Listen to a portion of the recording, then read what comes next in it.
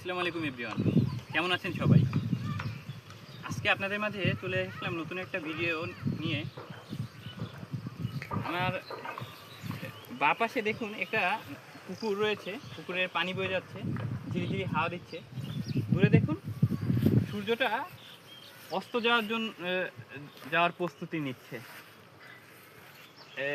আশেপাশে অনেক বিভিন্ন ধরনের গাছপালা রয়েছে। পরিবেশটা কি সুন্দর না? আমার ডান সাইডে দেখুন দূরে বড় বিল্ডিং রয়েছে, একটা পুকুর রয়েছে, ঘাস রয়েছে, নিচে মাটির উপর দাঁড়িয়ে আমি কথা বলছি। দেখুন ঘাসগুলো কত সুন্দর না? আজকে পরিবেশটা সুন্দর, অনেক সুন্দর। আকাশের দিকে তাকান, কি বিশাল আকাশটা। আজকে আমি আপনাদের সামনে উপস্থিত হয়েছি একটা ঘটনা বলবো বলে।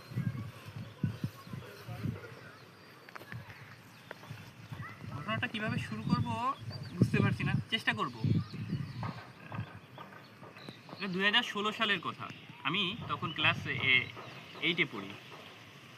আমার বার্ষিক পরীক্ষা ছুটির পর আমি আমার মামা বাড়িতে গিয়েছিলাম। সেখানে সেখানে গিয়ে আমি আমার মামা বাড়িতে বেড়ানোর পাশাপাশি আরও বিভিন্ন জায়গায় বেরিয়েছিলাম। তো আমার এক খালাতো ভাইয়ের বাসায় গিয়েছিলাম, যেখানে আরও আমার অন্যান্য কাজিনরা ছিল। তা যে ঘটনাটা বলবো সেটা আমার এক বড় ভাইকে নিয়ে। বড় ভাইয়ের কথা এর জন্যই বললাম যে ওনার নাম ছিল রবিন ভাইয়া। উনি আমার থেকে 5-7 বছরের বড় হবেন। তা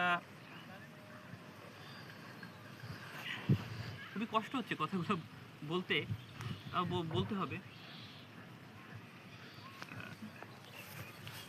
ওনার আম্মু ছিল, ওনার আম্মুর সম্পর্কে আমরা যতটুকু শুনেছি, ওনার চরিত্র নাকি অতটা ভালো ছিল না, অনেকগুলো বিয়ে করেছেন কি। তারপরে উনি একমাত্র ছেলে ছিল।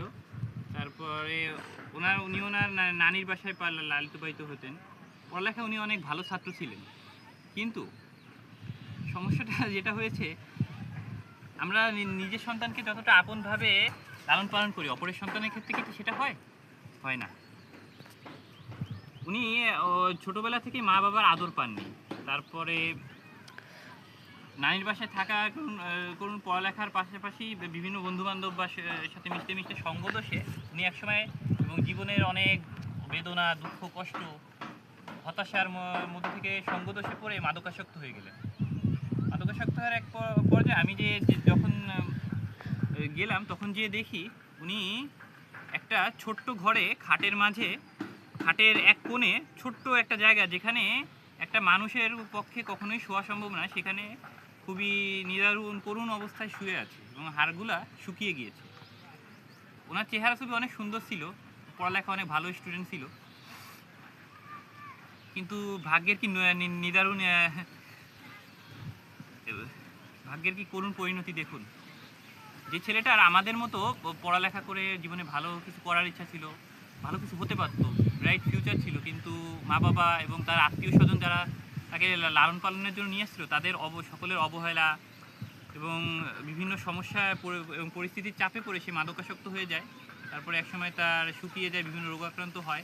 কিন্তু তাদের যে পরিবারটায় তারা ছিল, তারা তাকে যথেষ্ট আদর আপ্যায়ন করে রাখতে পারতো, তাদের সে সামর্থ্য ছিল। তারা তাদের অন্যান্য ছেলে মেয়েদের ভালোভাবে পড়ালেখা করে বিদেশে পাঠিয়েছে, তার টাকা পয়সা, বিল্ডিং, ঘরবাড়ি অনেক কিছু ছিল, সম্পত্তি, জায়গা সম্পত্তি সব কিছু ছিল। কিন্তু তারা তার মাকে ত্যাগ করেছিল, কারণ তারা বলতো যে তার চরিত্র খারাপ ছিল। আমি তো জানি না সেই মহিলা কেমন ছিল, বা যদিও খারাপ হয়, কিন্তু তার সন্তানের সাথে তো এটা হওয়ার কথা ছিল না। তাকে তারা সঠিকভাবে চিকিৎসা করায়নি এবং ঘরের কাজের লোকের থেকেও খুবই একটা কুকুর বিড়ালের যে সম্মান থাকে না, তাকে সেই সম্মানটাও দেওয়া হতো না। আমার খুবই খারাপ লেগেছিল। সময় তো আমি ছোট ছিলাম, এত বুঝতাম না। আমার প্রথম দিন দেখে ওনাকে আমার বড় ভাইয়ের মতো মনে হয়েছিল। তো আমি ওইখানে একটা আমার যে খালার বাসায় গিয়েছিলাম, মূলত আমার মামি হয়, মামির মায়ের বাড়ি, সেই তুলনায় আমার খালাই হবে, খালার বাসা। তো ওনার মা, যে ভাইয়ের কথা বলছি, সে নিয়েও আমার খালা হবে। তো ওই ভাইয়াকে দেখলাম সবাইকে একটা মিলাদ পড়ানো হচ্ছিল, মানুষ মারা যাওয়ার পরে যে মিলাদের অনুষ্ঠান হয় সেরকম বিরিয়ানি রান্না করা হয়েছে। তা ওনাকে কেউ খাবারের জন্য ডাকলো না, আমরা সবাই সবাইকে খাবার পরিবেশন করে দেওয়া হলো এবং উনি ওই একটা ছোট্ট জায়গার মধ্যে ছিল এবং ওনাকে খুব তুচ্ছ-তাচ্ছিল্য করে বলা হলো, যাও ওইখান থেকে বড় খাবারের পাতিল আছে, বিরিয়ানি রান্না করেছে, ওগুলো ধরে নিয়ে আসো। বিশ্বাস করবেন না কি জানি না, ওর মানুষটার ওজন মনে হয় 20-30 কেজিও হবে না, কিন্তু তাকে দিয়ে একটা অনেক বড়, মানে ধরুন 20-30 কেজি 50 কেজি রান্না করা যায় এরকম অনেক ওজনের একটা ভারী গামলা তাকে দিয়ে উঠিয়ে আমাদের পরিবেশন করতে দেওয়া হলো। আমার খুবই হৃদয়টা ভেঙে গেল। তারপরে আমি সে সময় তো ছোটো ছিলাম, আমার মনে হয় আমার অনুভূতিগুলো সে সময় ব্যক্ত করতে পারিনি, কিন্তু এখন বুঝি সে কথাগুলো হয়তো তাকে বলে দেওয়া উচিত ছিল, আমার সামর্থ্য ছিল না। জানি না জীবনে কি হতে পারবো, কিন্তু আমার খুব খারাপ লাগে। আরও খারাপ লাগলো যখন 2018 সালে উনি এরকম ঘরের কাজের লোকের মতো যার সাথে ব্যবহার করে, বাজার আনো, তাকে চিকিৎসার দরকার, মানসিক শান্তি বা একটা সুন্দর পরিবেশের দরকার, সেগুলো না দিয়ে তাকে কাজের লোকের মতো ব্যবহার করা, খাবার দেওয়া হয় না। তারপরে আরও বিভিন্ন সঙ্গদোষ আছে এরকম, এগুলার চাপে পড়ে একসময় উনি রোড অ্যাক্সিডেন্ট করে মারা যায়। তো এই জন্যই বলছি যে কতটুকু গুছিয়ে বলতে পারছি কি জানি না, কিন্তু আমার ইচ্ছা ছিল যদি আমার আল্লাহ তাআলা আমাকে সেই সামর্থ্য সেই সময় আমার দিত, বা আমার অনেক টাকা পয়সা বা আমার সেরকম ক্ষমতা বা আমার যদি সেই যোগ্যতাটা থাকতো যে আমি ওই মানুষটাকে চিকিৎসার ব্যবস্থা করে দিতাম এবং ভালোভাবে পড়ালেখার ব্যবস্থা করে দিতাম, এরকম ইচ্ছা আমার ছিল এবং ভালো চিকিৎসার ব্যবস্থা করাইতাম। কিন্তু ভাগ্যের কি নিয়ে করুণ পরিণতি দেখুন, সেই মানুষটা 2016 সালে আমি তাকে দেখে আসলাম, যথেষ্ট অসুস্থ ছিল, সেটা 2 বছরের মধ্যে সে মারা গেল। এখন তিনি আমাদের মাঝে নেই। থাকলে হয়তো তার ভালো পড়ালেখা করে ভালো একটা পজিশনে যেতে পারতো, ভালো চাকরি বাকরি করতে পারতো, তার একটা বিয়ে হইতো বা বাচ্চা কাচ্চা হইতে পারতো, একটা সংসার হইতো, খুব সুন্দরভাবে জীবনযাপন করতে পারতো। দেখুন, বাবা মা এবং আত্মীয় স্বজনদের টাকা পয়সা সব কিছু ঠিক মতো থাকার পরেও তাদের অবহেলা এবং তাদের মানসিক বা শারীরিক বিভিন্ন অত্যাচার এবং চিকিৎসা না করানোর কারণে সেই মানুষটা আমাদের মাঝ থেকে চলে গেল। আমার বাচ্চাদেরকে আমি খুব ভালোবাসি, যদি আমার খুব একটা বড় ভাইয়ের শখ ছিল, কিন্তু কি বলবো, যদি উনি বেঁচে থাকলে আমি বলতাম ভাই, আমার খুব জড়িয়ে ধরতে ইচ্ছা করে ওনাকে মাঝে মাঝে, কিন্তু উনি তো আমাদের মাঝে নেই। মাঝে মাঝে খুবই খারাপ লাগে, কিন্তু কী করবো, আল্লাহর কাছে দোয়া করি উনি যেখানে আছে আল্লাহ ওনারে ভালো রাখুক, সুস্থ সুন্দরভাবে রাখুক, জান্নাতবাসী করুক, তার ভুল ত্রুটি মাফ করুক। আল্লাহ আমার মতোই ক্ষুদ্র তুচ্ছ বান্দার দোয়া কবুল করবে কি না জানি না, কিন্তু আল্লাহর কাছে আমার দোয়া সেজন্য ভালো থাকে। যদি বললাম না বাচ্চার কথা, যদি তার একটা বাচ্চা হতো, আমার একটা ভাবি হইতো, আমি তাদের সাথে সুন্দরভাবে বেড়াইতে যেতে পারতাম, জড়িয়ে ধরতাম, ভাইয়ের সাথে অনেক গল্প করতাম, কত সুন্দর হতো না বিষয়টা? কিন্তু আসলে কি সুন্দর হলো বিষয়টা? অনেক কথা বলে ফেলাম, ভিডিওটা হয়তো একটু বড় হয়ে গেছে, কিন্তু এটা আপনাদের উদ্দেশ্যে বলার ছিল যে অনেক সময় জন্ম দিয়েই বাবা মা হওয়া যায় না, আত্মীয় স্বজন হওয়া যায় না, কিছু কিছু সম্পর্কের কোনো নাম হয় না, কিছু কিছু ভালোবাসার কোনো কারণ হয় না। অকারণে আমরা অনেক ধরনের টাকা পয়সা নষ্ট করি, মানুষের সাথে ক্ষতি করি, বিপদে ফেলি, কিন্তু আমাদের সামর্থ্যে থাকা সত্ত্বেও আমরা অসহায় মানুষকে সাহায্য করতে চাই না, বিপদগ্রস্তকে সাহায্য করতে চাই না। যদি তার বাবা মা এবং পরিবেশ পরিস্থিতি ভালো হইতো, তাহলে সে আমাদের মধ্যে হয়তো আজকে বেঁচে থাকতো, ভালোভাবে পড়ালেখা করে ভালো একটা পজিশনে গেলে সে দেশ ও মানুষের জন্য হয়তো কিছু কাজ করতে পারতো।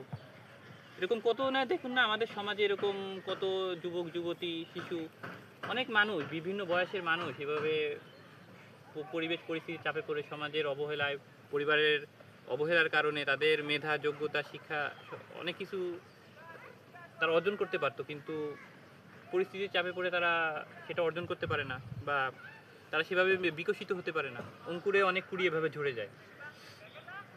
আপনারা যারা আমার ভিডিওটি দেখছেন, আপনাদের উদ্দেশ্যে আমার এটাই বলার যে আমরা সমাজের সকল মানুষ যদি মিলেমিশে থাকি, যেমন আমরা আল্লাহ রসুলের একটা হাদিস আছে যে মুসলমান ভাই ভাই, মুসলিমদের মধ্যে যদি সেই ভাই ভাই ভাই ভাই বা স্ত্রীলিঙ্গে যারা আছে তাদেরকে যদি আমরা বোন ভাবতে পারি এবং পুরুষ লিঙ্গের সবাইকে আমরা ভাই ভাবতে পারি এবং সকলের সাথে আমরা মিলেমিশে থাকতে পারি এবং এক অপরে বিপদে আপদে এগিয়ে আসি, তাহলে আমাদের সমাজটা অনেক সুন্দর হতে পারতো। আমরা সবাই মিলেমিশে থাকতে পারতাম, দেশেরও মানুষের উন্নতি হতো, আমাদের পৃথিবীটা অনেক সুন্দর হতো। তো আমরা কি আসলে সেটা পারছি? আপনাদের কাছে আমার প্রশ্ন যে আমাদের মানসিকতা আর কবে পরিবর্তন হবে? পৃথিবী তো অনেক দূর এগিয়ে গেছে, কিন্তু আসলে কি আমাদের মধ্যে সেই মনুষ্যত্ব এর বিকাশ হচ্ছে? আমরা শিক্ষিত হচ্ছি, শিক্ষার হার বাড়ছে, বিশ্বের সব দেশেই কম বেশি শিক্ষার হার বাড়ছে, কিন্তু আমাদের মধ্যে কি সেই মনুষ্যত্বের হার বাড়ছে? আমরা কি আসলে প্রকৃত অর্থে মানুষে রূপান্তরিত হচ্ছি? আপনাদের কাছে আমার প্রশ্ন যে আমাদের কি করা উচিত ছিল? আমাদের কি দুনিয়ার মোহমায় পড়ে টাকা পয়সা ক্ষমতার লোভ এগুলোর পিছনে পড়া উচিত ছিল, নাকি বিপদগ্রস্তকে সাহায্য করা উচিত ছিল, মানুষের বিপদে এগিয়ে আসা উচিত ছিল, বা আমাদের যে কাজগুলো করলে দেশ ও মানুষের উপকার হয়, নিজের উপকার হয়, সেই ধরনের কাজগুলা? আমি বলছি না যে আপনার জীবন আপনি বাদ দিয়ে দেন, আপনার আপনার কাজ, জীবনের প্রয়োজনে সকল কাজ আপনি করুন, কিন্তু আপনার অবস্থান থেকে যদি কোনো একটা পশু পাখি, একটা বিড়াল হোক, কুকুর হোক, একটা সাপ হোক, একটা মানুষ হোক, কাউকে যদি আপনি উপকার করতে পারেন, তাহলে তো আল্লাহ তাআলা তার একটা প্রতিদান দিবে। দুনিয়ার মানুষ আপনাকে কিভাবে, সেটা তো কথা না, আল্লাহ তাআলা তো একটা প্রতিদান দিবে। ভিডিওটি অনেক হয়তো দীর্ঘ হয়ে গেল, আমার জন্য দোয়া করবেন। এবং আমার এই ক্ষুদ্র প্রয়াসটুকু, যে আমরা যদি আমাদের মন মানসিকতা পরিবর্তন করতে পারি, তাহলে হয়তো আর কোনো, আমার বড় ভাইয়ের নাম ছিল রবিন, এরকম কোনো রবিনকে আর ঝরে যেতে হবে না, অকালে দিকে চলে যেতে হবে না।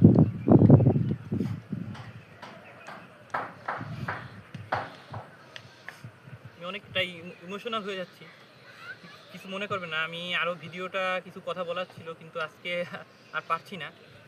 আসসালামু আলাইকুম সবাইকে, দোয়া করবেন আমার জন্য, ভালো থাকবেন। আর ভিডিওটা যদি পছন্দ হয় বেশি বেশি শেয়ার করে দিবেন।